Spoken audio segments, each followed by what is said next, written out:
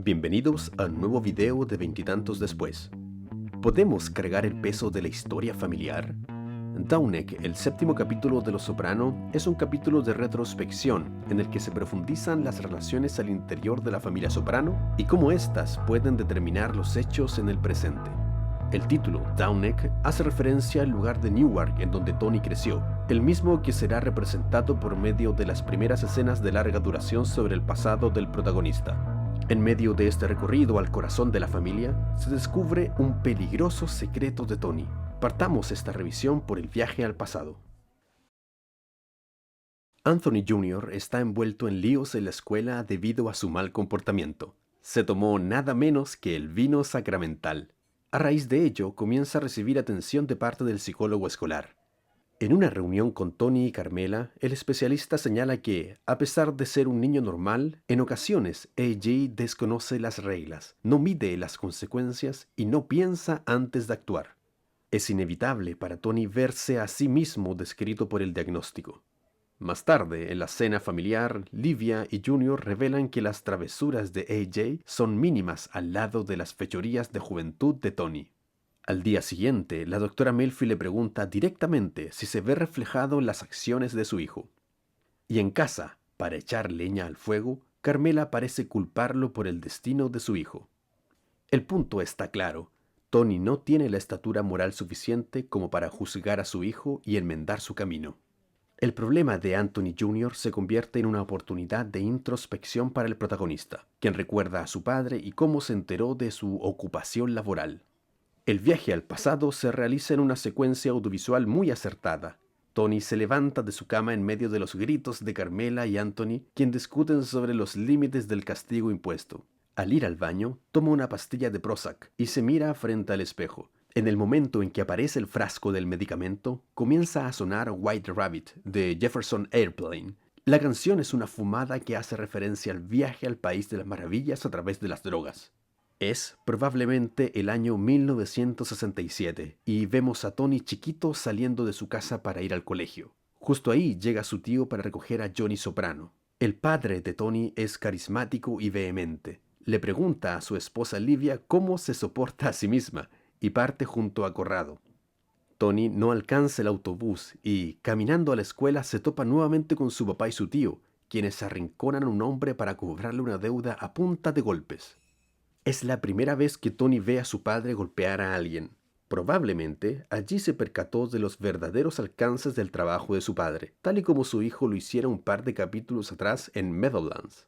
Pareciera ser que Anthony Jr. está replicando el comportamiento inadecuado de su padre, en un patrón que se repite generación en generación. Johnny Soprano cobra deudas a punta de golpes, anda en un lujoso auto descapotable y se va preso en un parque de diversiones utilizado quién sabe con qué fines. Hijos que repiten el camino de sus padres. Todo este lío da origen a un diálogo muy logrado con la doctora Melfi respecto de la predisposición genética y el libre albedrío. ¿Estamos condenados a repetir la historia o somos libres para sanar las heridas de nuestro pasado y mejorar? La reflexión es válida tanto para el autoconocimiento de cada individuo, así como también para la conciencia que tenemos sobre el devenir de la sociedad. Pero como no estamos acá para responder a estas cosas, sino más bien para escarbar en el problema, revisaremos los puntos de vista de Tony y la doctora Melfi sobre esta materia. Tony, de un lado, plantea que los genes son determinantes, que se es lo que es y que, en relación con la vida criminal, se nace para esto.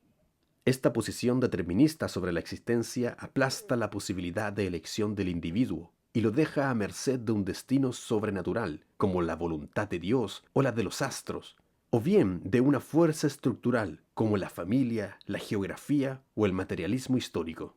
Si seguimos esta pista, posiblemente terminaríamos poniendo la idea de Tony del lado de la negación de la libertad, lo que encaja perfectamente con su pensamiento político. Pero no quiero ir ahí, al menos no por esta vez. Pensemos en la familia y en especial en nuestros padres y madres. En los años en los que recién entendemos el mundo, ellos son el límite de todo lo posible, para bien y para mal. Es imposible evitar su influencia, ya que hasta cierto punto de nuestra vida son nuestra única influencia. Reconocernos en ellos es un acto de autoconciencia. Pero calma. El exceso de autoconciencia puede devenir en autocomplacencia y justificación. Somos prisioneros de las circunstancias, de nuestra historia familiar, y por tanto, ¿nuestros errores están justificados? ¿Es correcto pensar que somos así, tal y como somos, y no tenemos más remedio? ¿De qué forma entonces podemos reparar, mejorar y cambiar? Es frente a estas interrogantes en donde la racionalidad de Melfi tiene cabida. Para ella, los genes y las condiciones del ambiente no son más que predisposiciones y en ningún caso determinan al individuo. El humano tiene libertad para superar las ataduras de las fuerzas estructurales, por muy poderosas que éstas sean. Este punto de vista es optimista respecto de las posibilidades del ser humano y apela a nuestra capacidad de enmendar el rumbo, de reconstruir aquello que se torció y, cómo no, de superar la adversidad. Como ejemplo de oportunidades, Melfi le recuerda a Tony que viven en América. Tony asiente un tanto incrédulo y la escena cambia con un plano difuminado hacia la infancia de Tony, con Livia Soprano como protagonista. ¿Será posible tener oportunidades frente a Livia Soprano? Los Soprano es una serie de avance lento, con capítulos independientes que tejen de a poco la trama central. Esta característica de la estructura narrativa permite profundizar en los conflictos y en la construcción de personajes, aunque a veces dé la sensación de que no ocurren cosas. El capítulo más representativo de este estilo es College, episodio que carga con la paradoja de ser una declaración de principios al mismo tiempo que puede ser ignorado por el espectador y no afectar al desarrollo de la serie. Downeck podría ser idéntico a College, pero una escena marca la diferencia. Dad goes. He does not. Yes, he does. He does not. Yes, he does. To a psychiatrist? Yeah. He does not. Parte de la penitencia que Anthony Jr. debe cumplir por su mal comportamiento es visitar a su abuela en el asilo. Es allí en donde le revela un peligroso secreto. Su padre visita a un psiquiatra. De todas las personas que rodean a Tony, Livia es la menos indicada para saberlo, y su reacción adversa es instantánea. Señala que el psiquiatra es una forma de quejarse de ella y llora de forma desconsolada. Sin el ánimo de provocar daño a su padre, Anthony lo entregó en bandeja de plata. ¿De qué será capaz Livia a partir de este momento? Revisemos algunos antecedentes.